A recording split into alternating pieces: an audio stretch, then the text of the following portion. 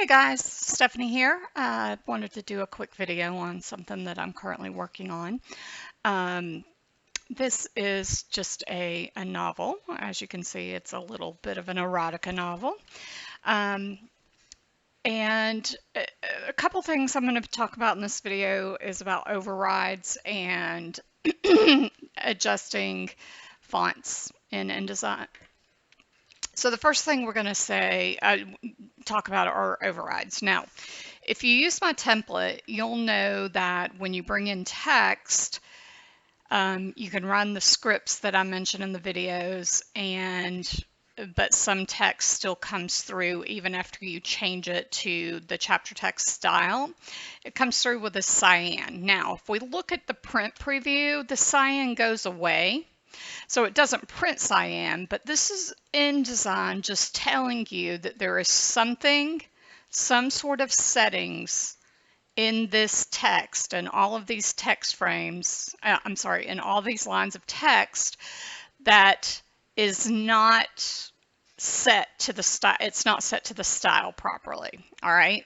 So this is InDesign telling you that there is an override. And if we look at our paragraph style, we'll see that there's a little plus sign next to chapter text, which also signifies that there's an override. And when you hover over that, it tells you what the override is. All right. So it's telling me that there is a 0.4375 first line indent, whereas in our style, the style is set up to be 0.25. It has auto leading, and our leading is actually 15. No break, which is fine. Space before is 0.0694 inches, and in the style, there is 0 space before, and then there's space after, and there's 0 space after on the style. And then it's set to Times New Roman. And this should be Warnock Pro. All right, so what this is doing, this is actually bringing in the style or the formatting from the Word document. So we have to clear this out.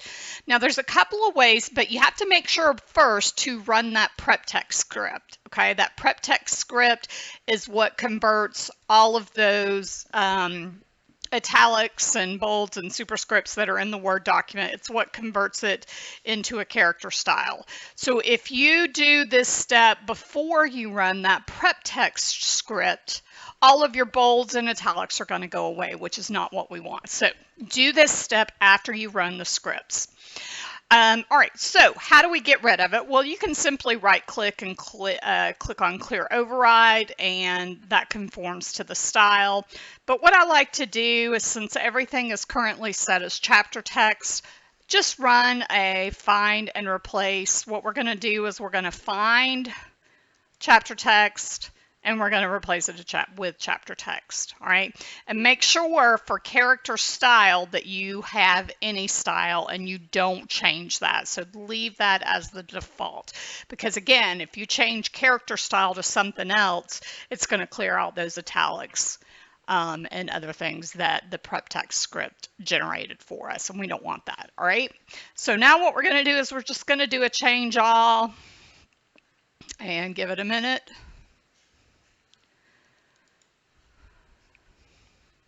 I don't know if you can hear the background noise right now. Yes, I'm in my new house, but I have 2 lots on the side of me that they're currently building houses, so we hear this noise all freaking day. So they've got some Latin music going and tons of hammering. Luckily, it's almost closing time, so they'll be going away soon, so I'm thankful for that. All right, so now if we look at everything, all that stuff is clear now, so we don't have to worry about it. Now, if you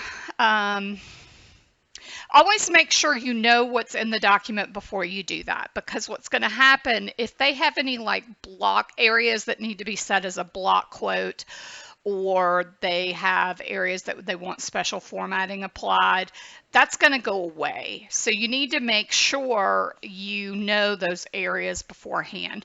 I typically will ask my clients to add like little notes to me in greater than, less than signs, but no, very few do that. And that way I know to do a search for those areas.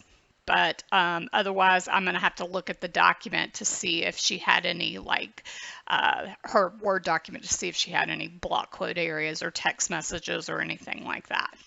All right, so the next thing we're going to talk about is this particular font. This is from Adobe. This script font right here. This is from Adobe. It is called Beloved. So it is it is one of the files in the Typekit. And this is just 0 tracking. All right. And you'll notice I don't necessarily like the way the S joins the Y. And the D doesn't necessarily join the N perfectly, and the N and the E, that's all issues. All right. So whenever you use any script font, whether you're doing covers or whether you're doing interiors, a lot of times you're going to have to do some modification to the script, especially in the area of tracking. All right. So what I'm going to do here, because we know we need to bring the letters in YD, the letters Y, D, and E. We need to bring them a little closer together. So we're going to track down to about -20, and it looked like that corrected all of those issues. So now it's really pretty smooth. I probably will track the N a little bit more. It doesn't look too terrible from a distance, but when you zoom in, you can see that we could probably use a little bit more tracking, but actually we'll try it. We'll take everything down to 30 and see. And now you can see the Y is a little bit too much and the D is a little bit too much. So we've got that kind of it's going over now. So we want to remove that. We want to take it back down to, and you can do this on individual letters. I'm just trying to get a setting that's going to work across all of them, which may not happen. All right, so -20 seems to be what's going to work. And since this is going to be an issue that I have throughout the book, I want to make it where, so we're going to have Sydney and Tristan. That's going to be our chapter titles. So I'm going to go ahead and set Tristan to a chapter title. And then what I'm going to do is I'm going to go ahead and adjust. I'm going to have to, I'm sorry, I am going to modify my style definition. So right now we have this override in this because I set the tracking down to -20. So we're just going to redefine the style. So it's always going to come through as -20. And so let's go back to Tristan, which is somewhere. Sorry, I haven't set most of these pages yet. And let's take a look at how Tristan is. All right, so it probably needs a little bit of help. The I looks a little bit off from the S. And sometimes we just may not be able to get it exact. So now it looks even worse. So we're going to undo that.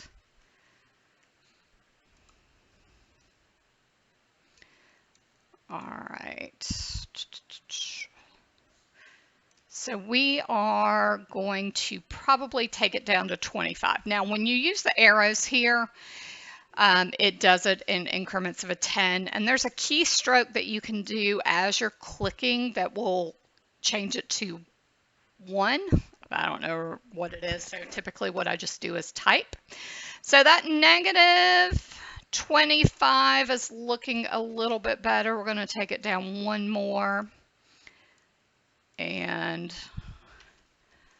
one more. We're going to see how that is. All right. You can still see a little waver there. I'm going to just try 22. All right. 22. Now we have that smoothness. All right. So that looks pretty good. And then our A here, we're going to take that down to -30, and that probably will work. All right, so these are the types of things that if you use these kind of special fonts, mainly the script fonts, they're the biggest culprits, you're going to have to do that individual tweaking. Now, these are always going to have overrides in this situation, and you're going to have to manually do that on each one. Now, for ebooks, irrelevant, because hopefully you wouldn't even put this font in the book, because with ebooks, you're not going to get that control or adjustment of the script font. All right, so now this S is way too close. I do not want them touching. So we're going to go the opposite way and just add a little bit of space there, but I don't think that necessarily looks good. So I may actually change the baseline, which means I'm just bumping this S up, and then I might bring it back. All right, so a lot of this is just going to be based on what you think looks good and your eye, and so you have to learn to have a pretty good eye when it comes to this stuff. All right, so I think that looks much better than it did. And now, if the same, let's say I had to adjust this letter the same way every time, what I would do in that case is I would select this S. I'm going to create a new character style, and I'm going to call it chapter title, whatever I want. I'm going to call it chapter title 1 because it's going to be the first letter of the chapter title. All right, so in this particular book, the chapter title is either going to be Sydney or Tristan, I believe. So what I'm going to do now is I'm going to open up the chapter title style, and I want y'all to watch Tristan. And I am going to add a, sorry, I can't think right now, a nested style. Okay, so my nested style is going to be that chapter title 1 style that I created through the first character. So I want y'all to watch the T. You'll see it move. So it moved up and out. All right. So that's the point. All right. Now, I probably wouldn't keep my T up and out. It would have been helpful if they would have all been S's. But when we do the Sydney again, we're not going to have to make that manual justification to the S because I have built it into my chapter title. All right, so let's make sure. Yep, first character, chapter title 1 through first character, and it is set up and a little away from the Y, more so than it would have been had I kept the tracking the -20 for it. All right, so think about those little tweaks that you can do for fonts. I often use this stuff for my drop caps, especially if I use a script for a drop cap. So let's say right now I have this set to Beloved Sans. Let's change it to Beloved Script and we'll see what happens. All right, so here, this, the is all over our words. So yes, you're going to have to manually tweak each one. But the first thing that we can do is go into first pair drop cap. We can make an adjustment to the drop cap by clicking on Scale for Descenders. So I want you to watch it move when we click preview.